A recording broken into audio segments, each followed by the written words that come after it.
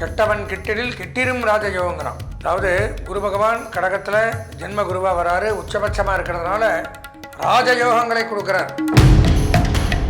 வீடு இல்லாதவர்களுக்கு கண்டிப்பாக வீடு வாங்கக்கூடிய அமைப்பு இந்த ஆண்டு கண்டிப்பாக ஏற்படும். சொந்த வீடு இல்லைன்னா இந்த ஆண்டு கண்டிப்பாக சொந்த வீடு வாங்கக்கூடிய அமைப்பு.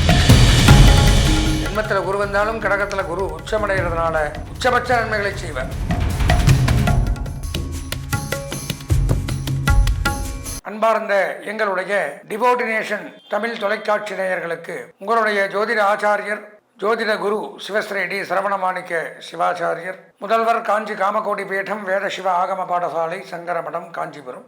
அலைபேசி 98609837. அடியனுடைய பணிவான வணக்கங்கள் மற்றும் ஆசீர்வாதங்கள்.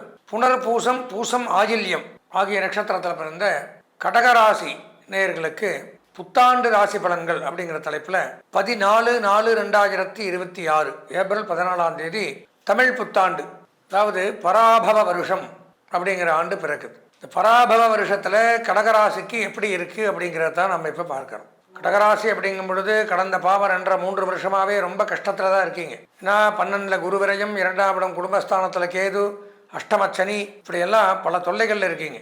அஷ்டமச்சனி விலகி இப்போ 9ஆம் இடத்துக்கு வந்திருக்கார். அது ஒரு நன்மை உங்களுக்கு. அது ஒன்றே பெரிய ஒரு விடிவு காலம். எதிர்பாராத பெரிய யோகங்கள் ஏற்படும். நினைத்த காரியங்களை சாதிக்கலாம். கடகராசினாலே பார்த்தீங்கன்னா எப்போவுமே அதாவது ஒரு தற்பெருமை பேசுபவர்கள், தான் நன்னா இருக்கட்டும்னு நினைப்பாங்க. தனக்கப்புறம் தான் மற்றவங்கள்லாம். அந்த மாதிரி ஒரு தனிப்பட்ட ஒரு திறமை வாய்ந்தவர்கள். அவங்களுக்கு மட்டும்தான் சில திறமை வரும், நமக்கு வராது. அந்த மாதிரிலாம் அமைப்புகள் உண்டவர்கள். சந்திரனுடைய ஆதிக்கத்தில் வந்ததுனால இலகைன மனம் கொண்டவர்கள், மனோரீதியாக பாதிக்கப்படக்கூடியவர்கள், எமோஷனல் கேரக்டர் அப்படின்னு சொல்லலாம். திடீர்னு அழுக வந்துடும், ஒன்றுமே இருக்காது. அப்போது அவங்களுடைய ராசி பிரகாரம் சனி 9க்கு போயாச்சு.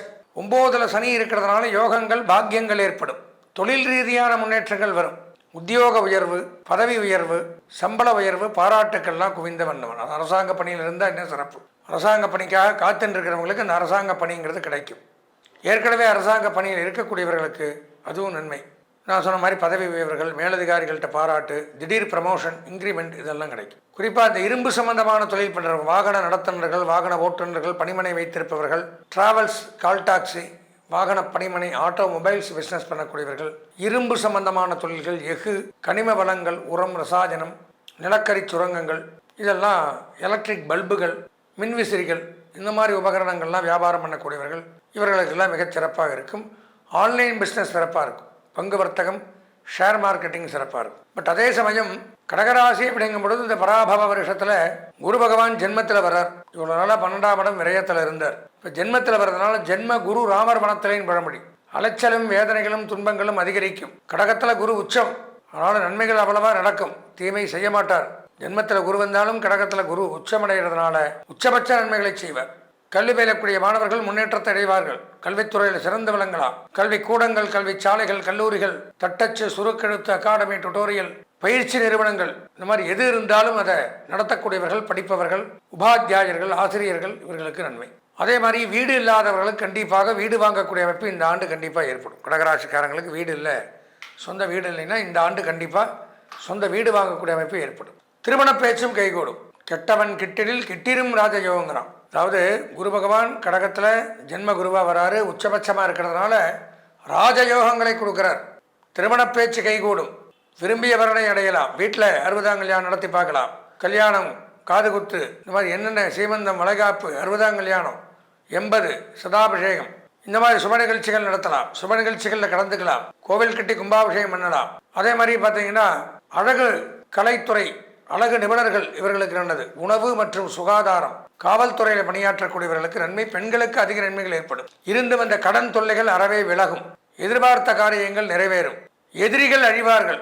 குழந்தைகள் மூலம் மகிழ்ச்சிகள் பெருகும். திடீர்னு நமக்கு உண்டான ஒரு பிரியமானவர்கள் நம்மளை விட்டு பிரிவார்கள்.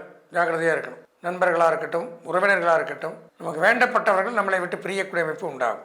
எச்சரிக்கையாக இருக்கணும். பொதுவாக கடகராசிங்கும் பொழுது ராகு, கேது, குரு இந்த மாதிரி கிரகங்கள் நன்மையை தரலை. குடும்ப பிரிவை ஏற்படுத்தலாம். கணவன் மனைவிக்குள்ள கருத்து வேறுபாடுகளை உண்டாக்கலாம்.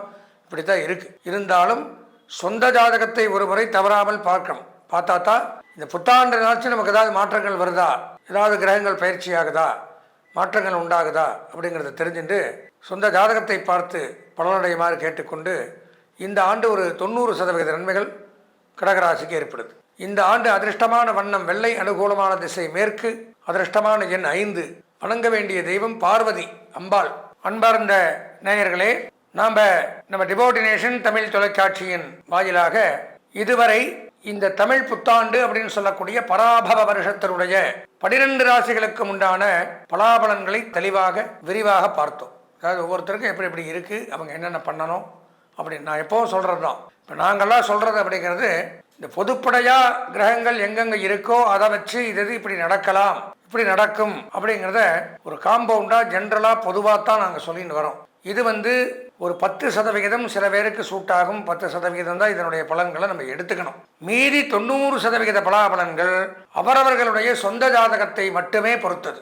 எந்த பயிற்சிகள் நடந்தாலும் சரி, எந்த ஒரு ஆண்டுகள் பிறந்தாலும், என்ன ஒன்று மாற்றங்கள் நிகழ்ந்தாலும் நம்மளுடைய சொந்த ஜாதகம் வேலை செய்தால் மட்டும்தான் நன்மையையும் அனுபவிக்க முடியும், தீமையிலிருந்தும் விலக முடியும். அதனால இந்த தமிழ் புத்தாண்டுல அடுத்த தமிழ் புத்தாண்டு வர வரைக்கும் இந்த ஒரு வருஷத்திற்கு நாம எப்படி இருப்போம், நமக்கு எப்படி இருக்கும் அப்படிங்கிறத நீங்கள் கண்டிப்பாக தெரிஞ்சுக்கிறேன்னா உங்களுடைய சொந்த ஜாதகத்தை ஒரு முறை தவறாமல் பார்க்கணும். இது எல்லாருக்கும் நான் எப்போ சொல்கிறது தான். ஏன்னா அதில் பலவிதமான தோஷங்கள் இருக்கலாம், நன்மைகளும் இருக்கலாம். இந்த நன்மையை தெரிஞ்சுக்காம அதில் ஒரு பாதை இருக்கும். அந்த பாதையை விட்டுட்டு வேறு பாதையை நோக்கி நாம் போகும்போது நாம் பண்ணுற எந்த காரியங்களும் நமக்கு சரியாக அமையறதில்லை. அப்போ புத்திசாலித்தனமாக நமக்கு இதுதான் அப்படிங்கிறது தெரிஞ்சுக்கிறது நல்லது. தெரிஞ்சுட்டு அந்த பாதையில் போகிறது நமக்கு நன்மையை தரும். நீங்கள் ஒன்றும் பண்ண வேண்டாம். என்னுடைய அலைபேசி எண்ணான 9865098370 98650 98370 இந்த எண்ணிற்கு தாராளமாக உங்களுடைய ஜாதகத்தையோ பெயரோ பிறந்த இடமோ தேதியோ நேரமோ இதை அனுப்பிச்சி வச்சு உங்கள் சொந்த ஜாதகத்தை அதற்குண்டான கட்டணங்களையும் தட்சிணங்களையும் செலுத்தி முழுமையாக ஒரு முறை பார்த்தீர்களே ஆனால் கண்டிப்பாக நமக்கு இதுதான், நமக்கு இன்ன தோஷங்கள் இருக்குது, அதை நிவர்த்தி பண்ணிக்கலாம், நமக்கு இன்னென்ன நன்மைகள் வாய்ப்புகள் காத்து கிடக்கு, நம்ம தெரியாமல் கொண்டிருக்கோம் அப்படிங்கிறதெல்லாம் தெரிஞ்சுட்டு என்ன பண்ணணுமோ அதை முறையாக பண்ணி அதன் பிரகாரம் போனோம்னா நாம் தான் நம்ம ஜாதகத்துக்கு ராஜா. நம்ம வாழ்க்கையை யாருமே குறுக்க வர முடியாது, தடுக்க முடியாது. எனவே இந்த புத்தாண்டு உங்களுக்கெல்லாம் ஒரு இனிமையான புத்தாண்டாக அமைய வேண்டும் என்று கூறி தமிழ் புத்தாண்டு வாழ்த்துக்களை கூறி நிறைவு செய்கிறேன். நன்றி, வணக்கம்.